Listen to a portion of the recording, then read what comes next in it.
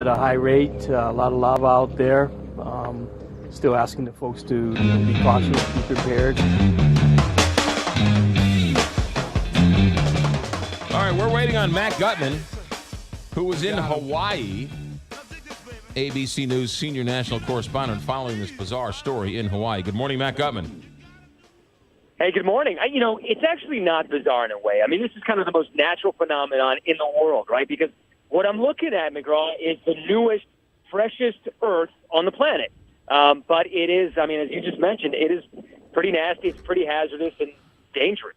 Where are we with the lava falling into the water?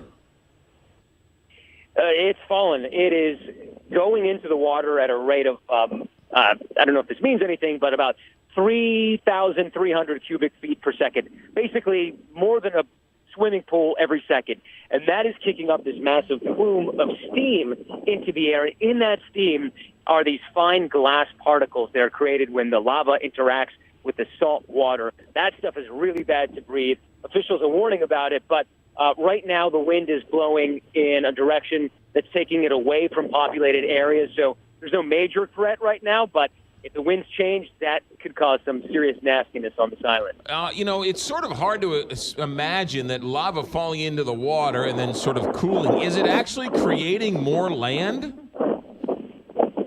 Yes, quite literally. That's a good point.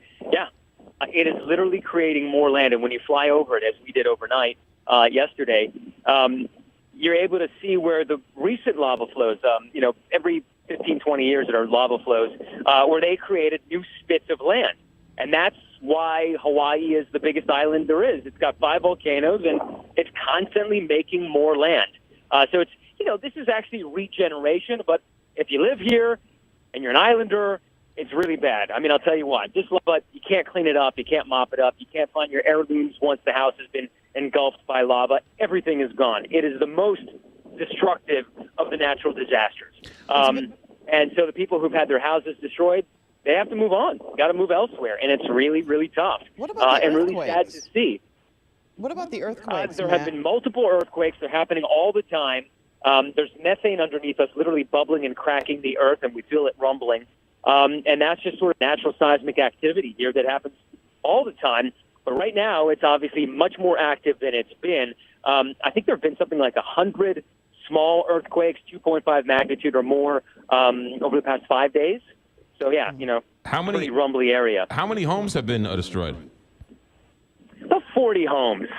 And right now I'm watching the lava engulf a tree because it's, just gobbling everything up. And I don't know if you can hear. I'm going to put the phone up. Maybe you can hear it crack.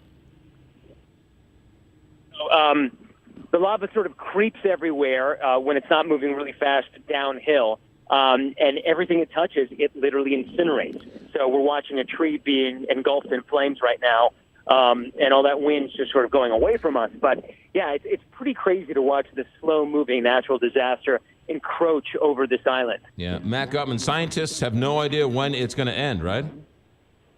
No. It could go on for a couple more days, could go on for 88 days. That's how long the last major eruption lasted, and they're saying this is like that one. So this is maybe not even, the end, and it's not the beginning. Maybe it's the end of the beginning, as Winston Churchill said. So, right. Yeah, it could just be the start of something pretty nasty here. Matt Gutman, keep your running shoes on. ABC News senior national correspondent in Hawaii. Matt, thanks. It's really amazing. Thanks, It really is. It really is.